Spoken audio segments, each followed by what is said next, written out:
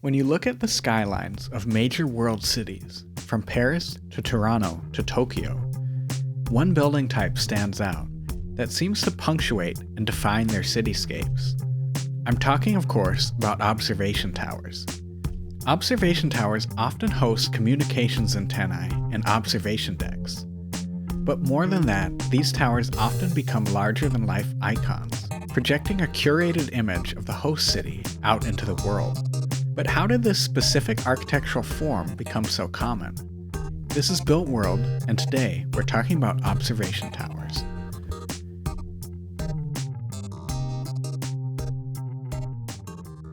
Towers have long held architectural significance, taking the form of watchtowers, water towers, and religious buildings. But in the 1880s, the modern observation tower emerged, defined here as a tall, architecturally iconic, and centrally located urban structure, usually with an observation deck, and usually with some sort of communications antenna. It can be traced back to two precedents, the Washington Monument and the Eiffel Tower. Of the two, the Washington Monument was completed first in Washington, D.C. in 1885. At 555 feet tall, it towered above the low-rise capital city, at a scale previously inconceivable. The monument was a massive stone structure that was modeled after an Egyptian obelisk, conjuring the image of a past empire and cementing the image of a new one. Built as a memorial to the nation's first president, it also housed an observation deck. But as much as the Washington Monument pushed the boundaries for iconic urban architecture, the advent of modern engineering techniques and modern materials like iron, concrete, and steel would soon push it even further. And just 4 years later, the Eiffel Tower was completed in Paris.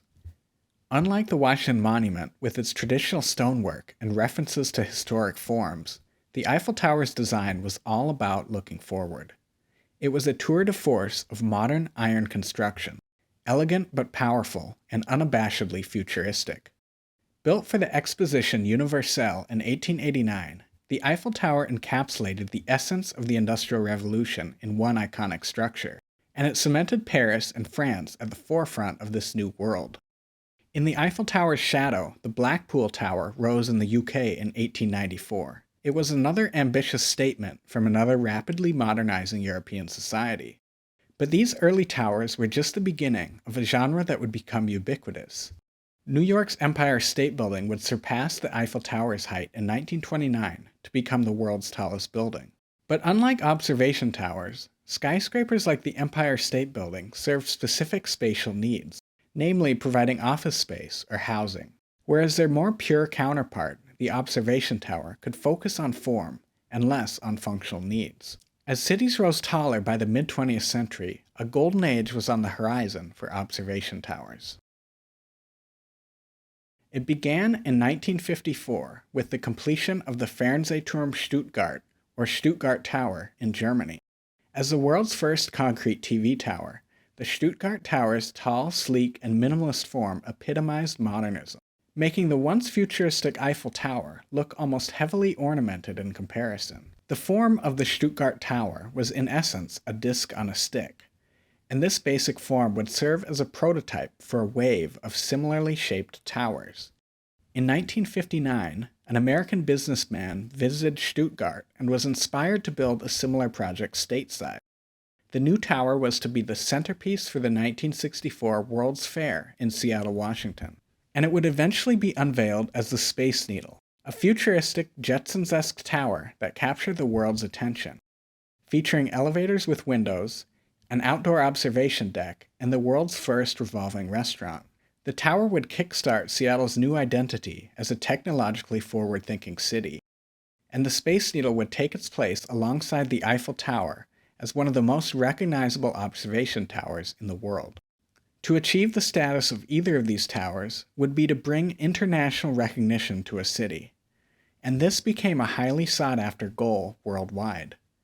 A wave of towers similar to the Stuttgart Tower and Space Needle would continue to be built, with structures like the Skyline Tower in Niagara Falls, Canada, the Tower of Americas in San Antonio, Texas, the Fernsehturm Berlin, the En Seoul Tower in South Korea, the Europaturm in Frankfurt, the Sydney Tower in Australia, the Kuala Lumpur Tower in Malaysia, the Stratosphere in Las Vegas, and the Sky Tower in Auckland, New Zealand.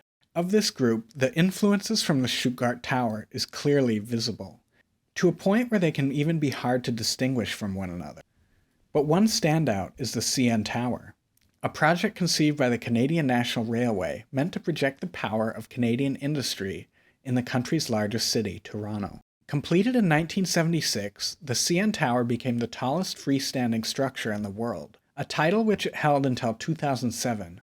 There were also other towers built in this period that took the disc on a stick idea to its ornamental extreme. The Tashkent Tower in Uzbekistan, the Almaty Tower in Kazakhstan, the Ostankino Tower in Moscow, and the Liberation Tower in Kuwait. Other towers of this era employed latticed ironwork similar to the Eiffel Tower, like the Tokyo Tower, which was basically a copy of the Eiffel Tower, but painted in a striking red and white color scheme. And the St. Petersburg TV Tower in Russia also utilized this lattice structure. By the 1990s, it seemed that every self-respecting world city had its own observation tower. But by this time, observation towers were falling somewhat out of fashion. Or perhaps more accurately, they were becoming oversaturated.